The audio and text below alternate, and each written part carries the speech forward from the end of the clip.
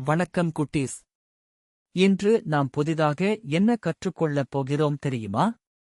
விலங்குகள், நிறங்கள், எண்கள், இயற்கை மற்றும் பல புதிய தமிழ் வார்த்தைகளைப் பற்றி நாம் ஒன்றாக கற்றுக்கொள்ளப் போகிறோம். இது உங்களுக்கு மிகவும் பிடித்தமான பாடமாக இருக்கும் என்று நான் நம்புகிறேன். நீங்கள் தயாராக இருக்கிறீர்களா? வாங்க, கற்றுக்கொள்ளத் தொடங்குவோம். முதல் கேள்வி இதுதான்: மரத்தில் வாழும் ஒரு விலங்கு எது? யோசித்துச் சொல்லுங்கள். 4 வினாடி அமைதியான யோசனை இடைவெளி. சரியான பதில்: குரங்கு. குரங்குகள் மரங்களில் குதித்து விளையாடும். அவை வாழும் இடமும் மரங்கள்தான். குரங்குகள் மிகவும் புத்திசாலித்தனமான விலங்குகள். அடுத்து, எந்த விலங்குக்கு நீண்ட தும்பிக்கை இருக்கும்? கவனமாக யோசியுங்கள். 4 வினாடி அமைதியான யோசனை இடைவெளி.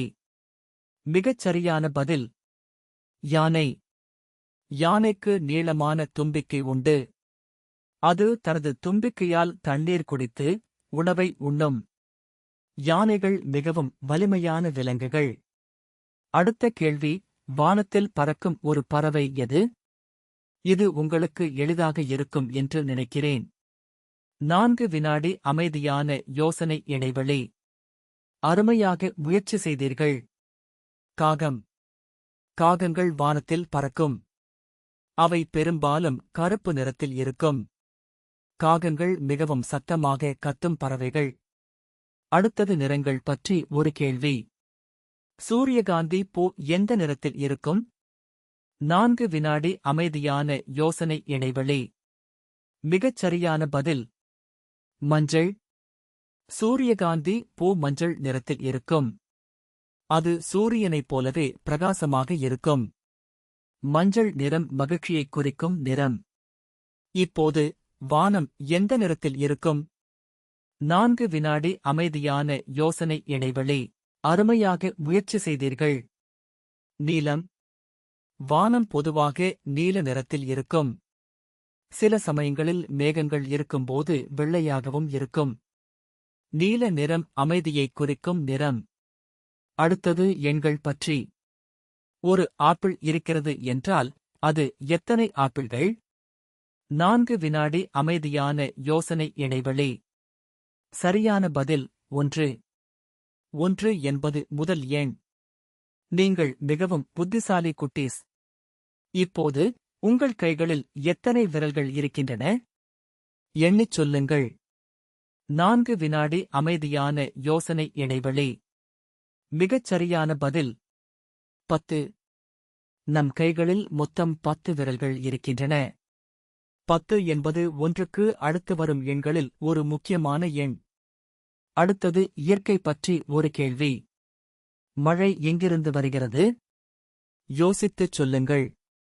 4 வினாடி அமைதியான யோசனை இடைவெளி. அருமையாக முயற்சி செய்தீர்கள். மேகம். மழை மேகங்களிலிருந்து வருகிறது. மேகங்கள் தண்ணீரை சேமித்து வைத்து மழையாக பொழிகின்றன. மழை பெய்தால் தாவரங்கள் வளரும். இப்போது, நாம் சுவாசிக்கும் காற்று எங்கே இருக்கிறது? நம்மைச் சுற்றியுள்ளதா? 4 வினாடி அமைதியான யோசனை இடைவெளி. சரியான பதில்: நம்மைச் சுற்றிலும். காற்று நம்மைச் சுற்றிலும் இருக்கிறது. அதை நாம் பார்க்க முடியாது, ஆனால் உணர முடியும். காற்று இல்லாமல் நம்மால் வாழ முடியாது. அடுத்தது தமிழ் வார்த்தைகள் பற்றி. ஒரு பூவின் தமிழ் பெயர் என்ன? 4 வினாடி அமைதியான யோசனை இடைவெளி. மிகச் சரியான பதில்: மலர். பூவின் தமிழ் பெயர் மலர். மலர்கள் பார்ப்பதற்கு அழகாகவும் நறுமணமாகவும் இருக்கும். இப்போது, பழங்களின் ராஜா என்று அழைக்கப்படும் பழத்தின் தமிழ் பெயர் என்ன? 4 வினாடி அமைதியான யோசனை இடைவெளி. அருமையாக முயற்சி செய்தீர்கள். மாம்பழம். மாம்பழம் பழங்களின் ராஜா என்று அழைக்கப்படுகிறது. அது மிகவும் சுவையாக இருக்கும். அடுத்தது ஒரு விலங்கு பற்றி. வேகமாக ஓடும் விலங்கு எது?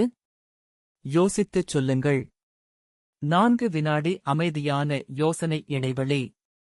சரியான பதில்: சீட்டா. சீட்டா உலகில் மிக வேகமாக ஓடும் விலங்கு. அது தனக்கு தேவையான இரையை பிடிப்பதற்காக வேகமாக ஓடும்.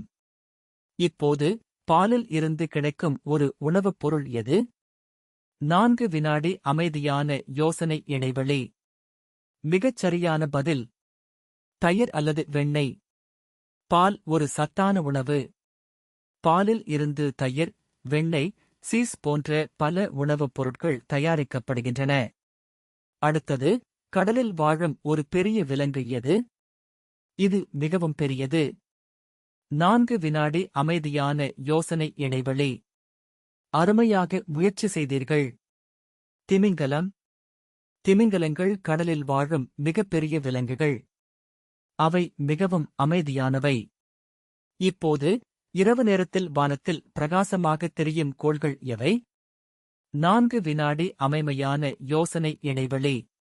சரியான பதில் நட்சத்திரங்கள். நட்சத்திரங்கள் இரவு நேரத்தில் வானத்தில் பிரகாசமாகத் தெரியும். அவை சூரியனைப் போலவே மிகவும் பெரியவை. அடுத்தது ஒரு பழம் பற்றி. சிவப்பு நிறத்தில் இருக்கும் ஒரு சிறிய பழம் எது? 4 வினாடி அமைதியான யோசனை இடைவெளி. மிகச் சரியான பதில் ஆப்பிள். ஆப்பிள் சிவப்பு நிறத்தில் இருக்கும் ஒரு சிறிய பழம். இது மிகவும் சத்தான பழம். இப்போது, ஒரு மரத்தில் காய்க்கும் ஒரு காய்கறி எது? சமையலில் பயன்படுத்துவோம்.